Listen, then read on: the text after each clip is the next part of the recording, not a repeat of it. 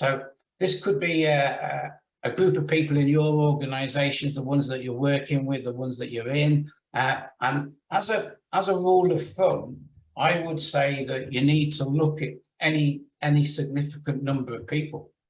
Even you can see what I'm going to say in groups of 6, project teams, senior management teams. There's an element of human nature that kicks in. And that human nature, I explain by dividing up any group of people into thirds. So there's 1/3 who are positive people. By nature, they're positive people. They organize things in their spare time.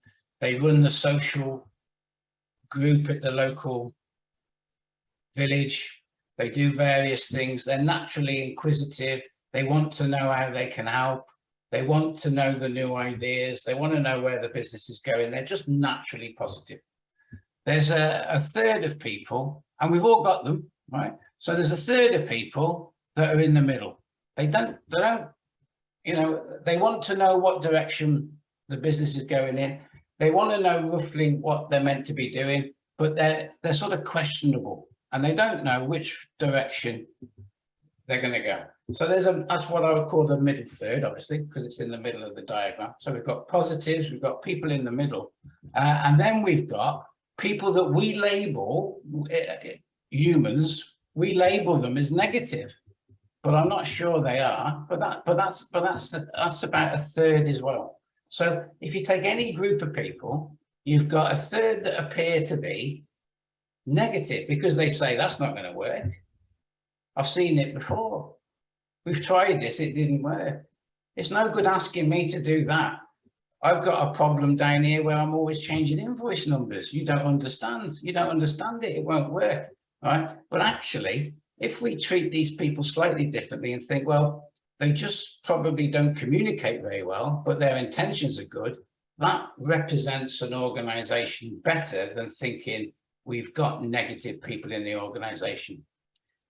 As managers and change agents, if we see these 3/3, it gives us a big opportunity to address our thinking a little differently and the way that we work with these people differently. Because I'll change color again, because we've got these dynamics, we should start a program.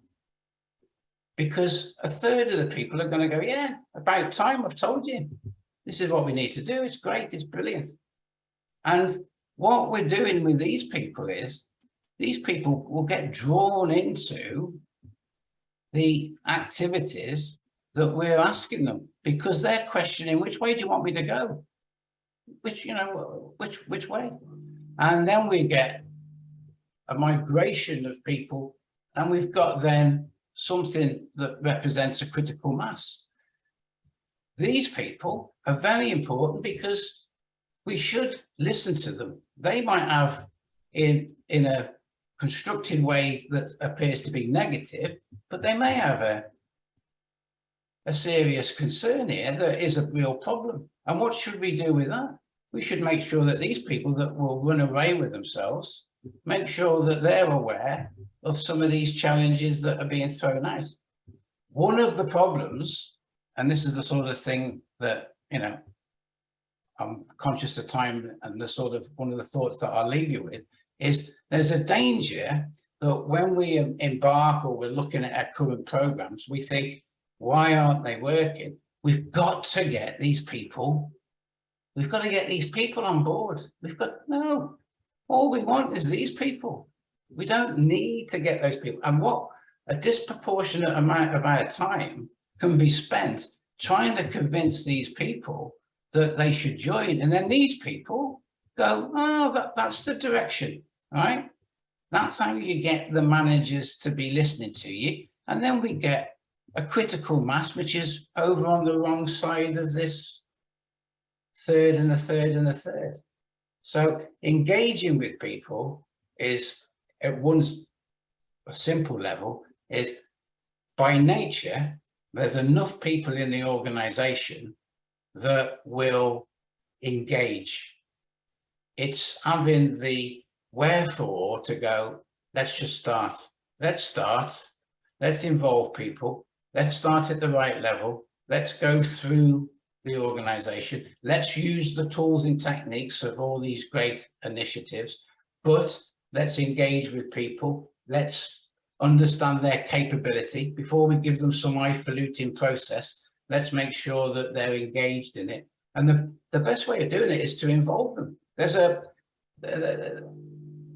We do all sorts of, in our integrated framework, we find we do a lot of coaching with change agents as well. So it's part of the process, and senior managers steering the organization, because they're inclined to stand back. So if they've got a third party, and some of you on the call today might be in the same place as we are, we go into a business where a third party, we could get alienated, quite quickly. Oh, put them in a box. They're consultants. Oh, the dreaded consultants. All right. So we've really got to engage with people. And the way of doing it is, we don't think we know the answers. These people know the answers.